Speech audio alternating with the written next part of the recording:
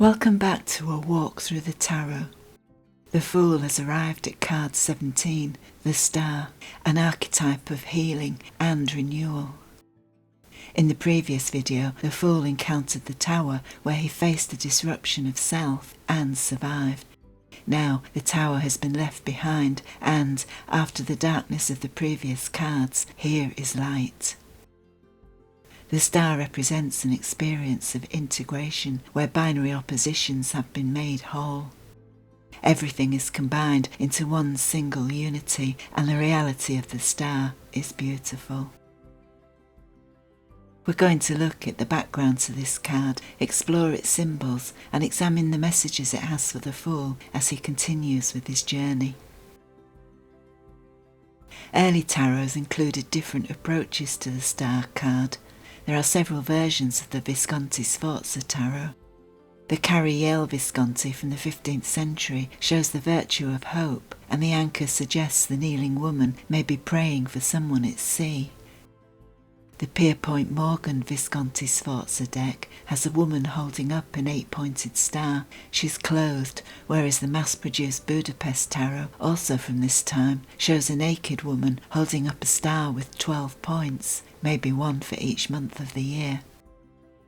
Other early decks, like the Dieste, Rothschild and Minciate, focus on astronomy. The light from our nearest star, Proxima Centauri, takes over 4,000 light-years to reach us, but despite their distance, stars have long been used as navigational tools. Their light in the darkness showed travellers the way. Some of these astronomy cards appear similar to the biblical story of the 3 kings or wise men who followed a star to Bethlehem.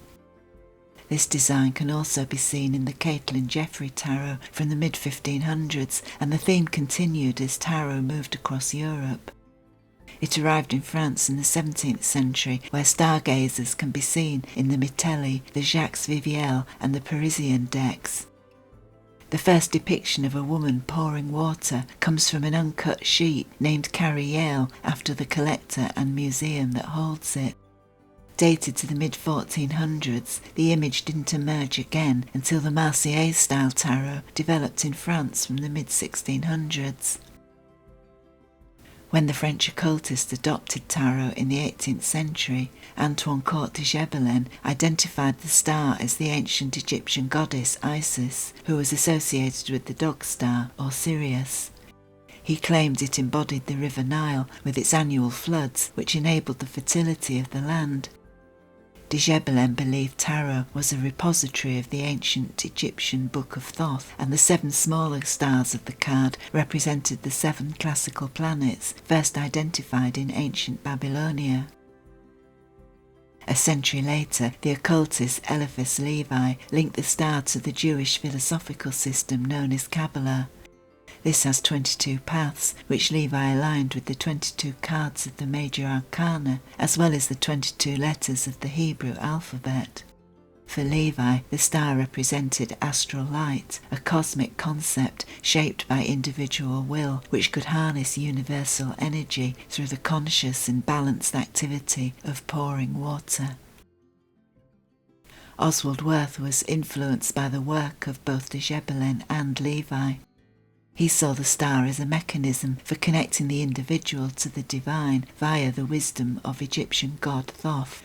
Wirth included a butterfly in a tree, a universal symbol for metamorphosis, which, in occult writings, represented the spiritual rebirth of the soul.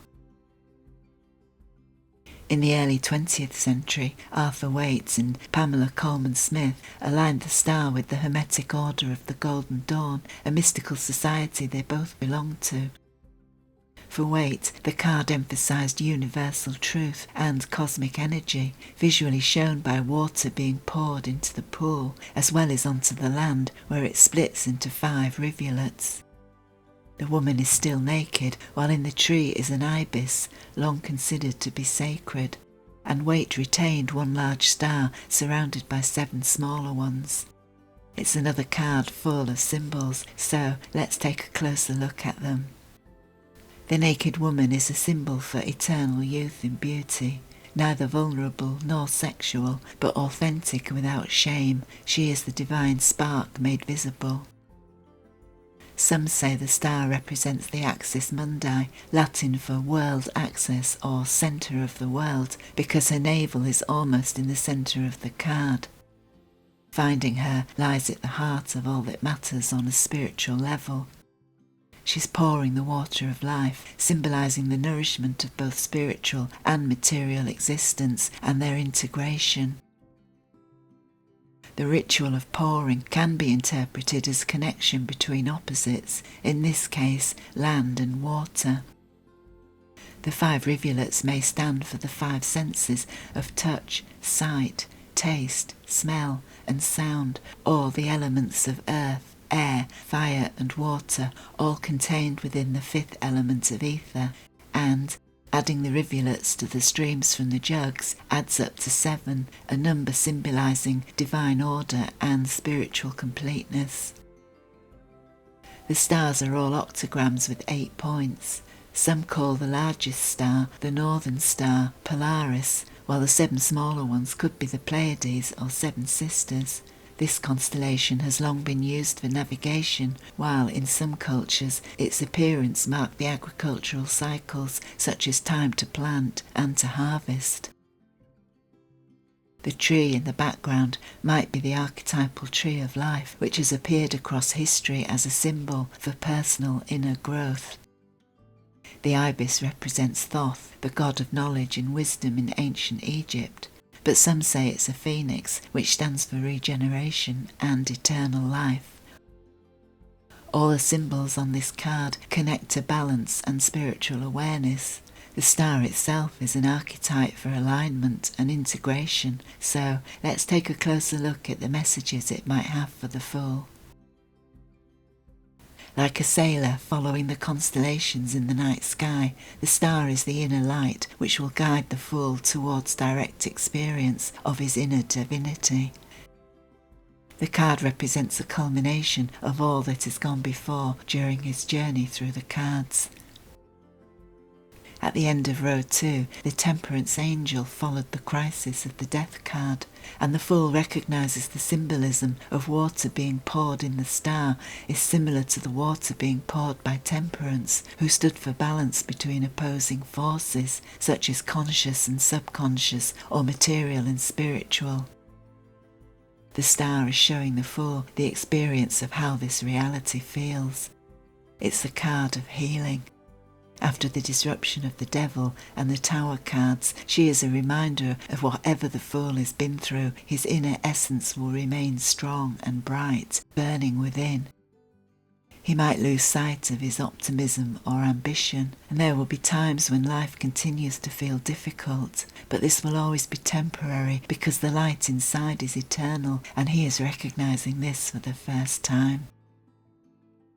Like Temperance at the end of line 2, the star offers a moment of respite. Her water represents the life force flowing beneath material existence, and the Fool is seeing the secret source of this water for the first time. He is now aware of his inner self, transforming him to light and joy. His immaterial unconscious and subconscious have linked with the world of conscious awareness. What was seen and unseen have finally come together. Everything on his walk has been integrated in this moment. The water flowing onto the earth and back into the pool represents the union between his outer and inner selves. Sacred energy is being released, and the Fool realises he truly is so much more than he thought he was. He feels an incredible lightness of being, the sense of walking on air. Everything feels achievable because the star is also a card of reassurance. It confirms everything is as it should be.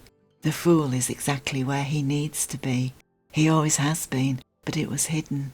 The reasons behind the events of his life, as well as the purpose of his walk through the tarot, were all meant to bring him to this point.